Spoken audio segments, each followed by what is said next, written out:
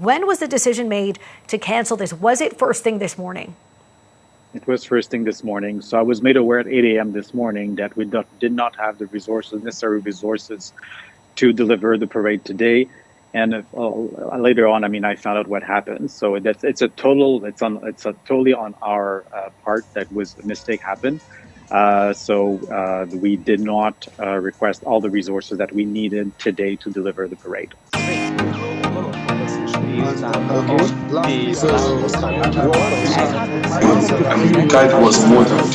Welcome to Breaking News Wahala.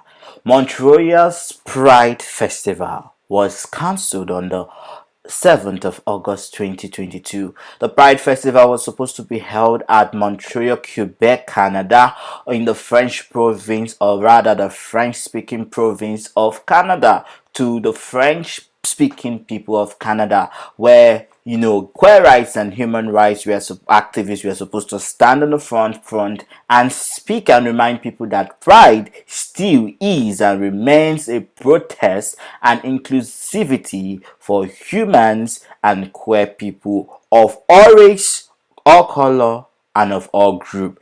And it was so shocking that thousands of people had traveled from different provinces, traveled from different states, traveled from different countries, to be particular America, because we know Americans do troop into Canada to just have a view of the Canadian Gay Parade, and to be disappointed that the Pride Parade was cancelled on the very Sunday morning, the 7th of August 2022, was so disappointing. I'm just gonna let us hear what the parade council, or rather the parade spokesman, has to say, and once we are back, we are going to talk about how the parade was still able to be carried on irrespective of the cancellation from the Pride Committee. For more, I am joined by Simon Gamache, Executive Director of the Montreal Pride Festival. Thank you, Simon, for joining us. And, we heard the mayor say she doesn't understand why this had to happen. And that's what many people are thinking today. So first off, I want to start with the when, then the why. When was the decision made to cancel this? Was it first thing this morning? It was first thing this morning. So I was made aware at 8 a.m. this morning that we did not have the necessary resources to deliver the parade today. And later on, I found out what happened. So it's totally on our part that was a mistake happened. So we did not request all the resources that we needed today to deliver the parade. Okay, so you didn't request all the resources. This wasn't, for the why it happened. This wasn't, a group of volunteers pulled out at the last minute or something. Of course, there were some people pulled out. That's in the current human resources environment we are. So like staff and of course volunteers. There was a bit of that, but that was not. The biggest issue is this: we didn't plan appropriately to deliver this parade today. How many volunteers did you need? And is it all volunteers that provide security support? There's no contract with any kind of security agency? Yeah. So, it's as you can imagine, like the parade, it's a really complex organization. So what we're really lacking now, yes, there were some volunteers that were missing, but this was mostly people that we hire. We call them welcome agents that's people who are hired. That's what we were lacking today. But I just want to be really clear that we've had a wonderful collaboration with the SPVM, with the police forces. They were ready. They're absolutely wonderful collaborators in this. I just want to be really clear about this. This is really on our end that we did not plan appropriately. So, Simon, how many volunteers short were you? Are we talking about thousands or about 100? No. It's about 100 people, like 80, 100 we were missing today. And that's all you needed? The mayor said if you had asked for help, she would have figured it out or reached out to the people of Montreal. I guess the people of Montreal wondering, and I think people will appreciate you accepting responsibility, saying it's on you and your organization. But is this not something you knew, yesterday or Friday, that we're short about 80 to 100 people? No, I found out this morning. But I also want to say, this is, we're in a context that's really difficult from human resources. Ourselves, I will say, the festival started on August 1st. we've been struggling all week. I mean, we've been able to deliver every day. We've always had the correct number of people, but every day it's been struggling. From 1 hour to another, we've had to find people. And again, today we had other situations to resolve. We resolved them, and then this one unfortunately blew up this morning. And Simon, 80 to 100 people short out of how many? How many is the total amount? That's about 200 people that we need to deliver this thing. Okay, so you're about half, missing half the people. And just to be clear, 40. Yeah. Did people pull out today? Just to be clear, like, why was it this morning? No. Again, this was a mistake on our part. Okay. We did not plan appropriately, and I found out this morning.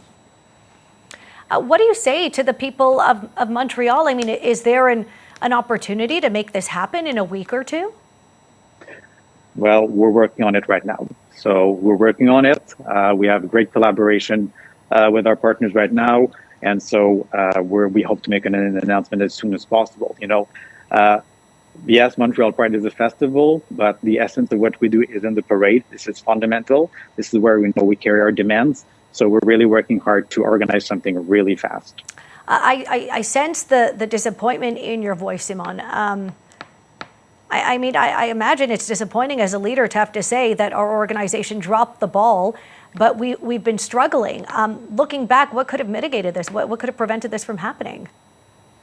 I've been on this job since September. I was hired to, rethink this organization, restructure it, rebuild bridges, and all of that. I mean, you've been a lot of that. But when you come into a situation like what I did, and also there were a lot of departures during the pandemic. And so, I mean, this is really tied to that. So to me, it fits in this restructure of the organization. It continues. I mean, this is the worst possible thing that could happen, really. I mean, canceling shows is one thing. Canceling the parade is the absolute worst possible thing. So this is a really, really difficult morning for us, but I think it's even worse for communities. We've been working really hard over the past few months to really work with our communities, with community organizations that do absolutely fantastic work on the ground. And we're deeply sorry. We're really deeply saddened by this today.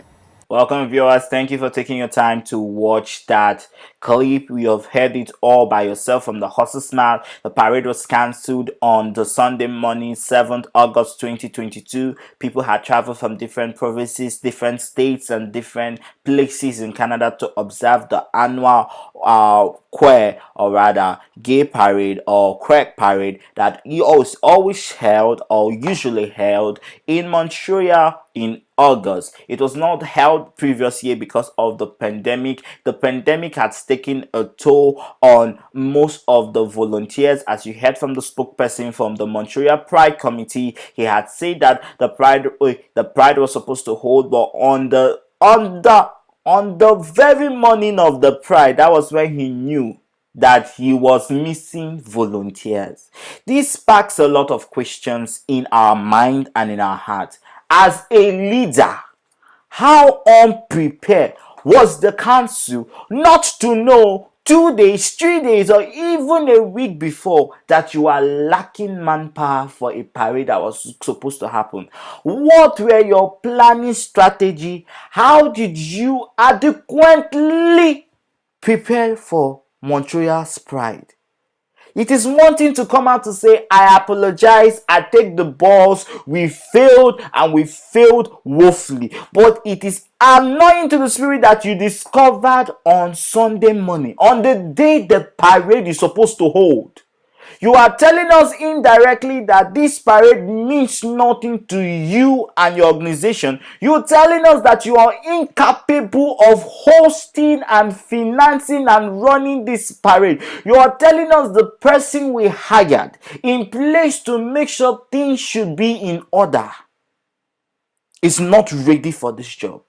On every other job, you need to, if this was the Prime Minister of Canada, he will step down. If this was a member of the parliament, you will step down.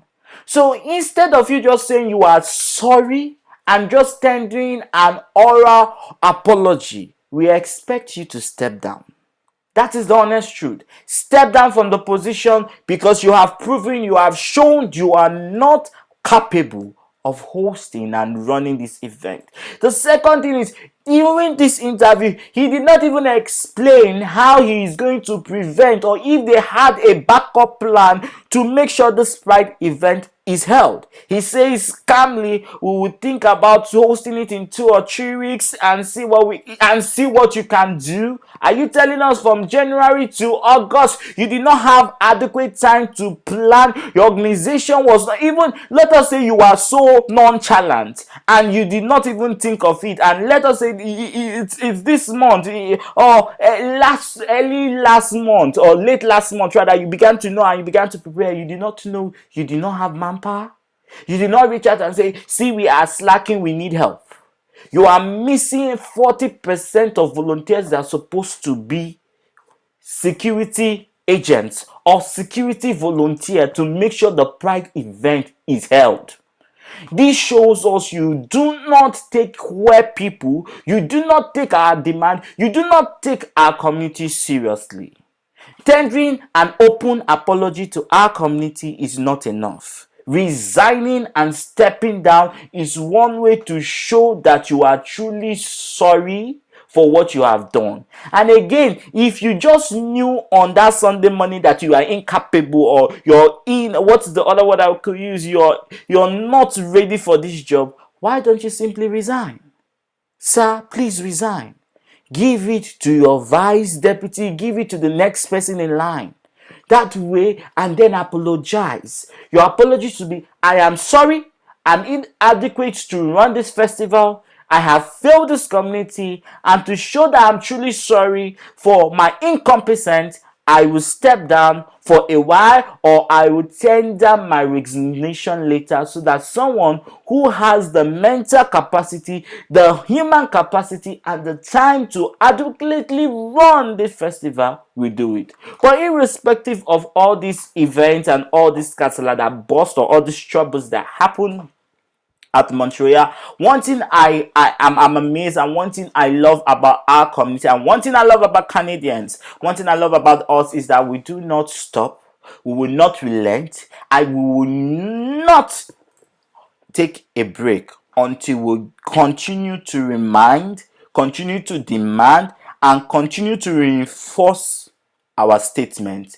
that Canada and this world is inclusive of all people. You could see the people who had traveled said, even though this event isn't happening, we are still going to march on the street, we are still going to enjoy ourselves, we are still going to remember and remind people that Pride is and still remains a protest. One thing I love from most of the clips is that most of the people who came for the Pride event, this was the first time seeing a community, having friends, having a family that they could open up to. Most of the people who, or the invitee or the attendee at the Pride event, were the first time coming out to their families, coming out to their friends. I just came out to my mom recently, and it was very stressful because in China we're not really accepted as a community, and we're still not legal yet.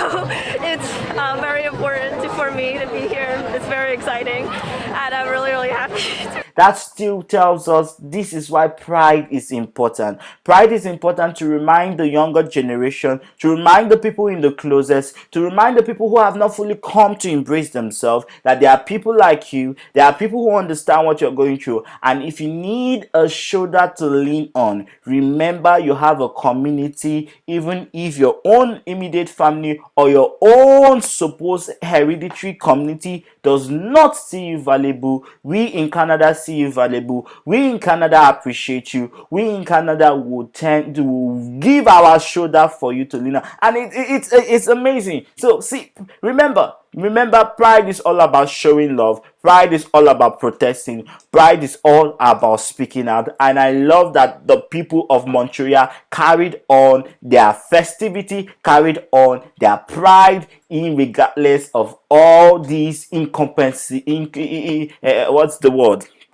This incompetency, so English is not my first language, minus all this, all this slackiness and laziness from the Pride committee, the people of Montreal still moved on and still had a happy Pride. Happy Pride, Montreal, and happy Pride from us here at Kiwi Talk. We celebrate with you. Remember to like, remember to comment. Tell me what's your best part of Pride. Tell me if you have never attended Pride before, what do you feel you want to do when you attend your first Pride? And if you feel that even in undeveloped countries and countries where homosexuality still remains illegal, do you think we should host underground prides in such places so that people can be inclusive, people can get to meet a community? Tell me what your thoughts about Pride is. Tell me what your experience about Pride is. Tell me what you like more to do during the Pride month and what you did this Pride month. For me, you guys know I was out on the streets of Toronto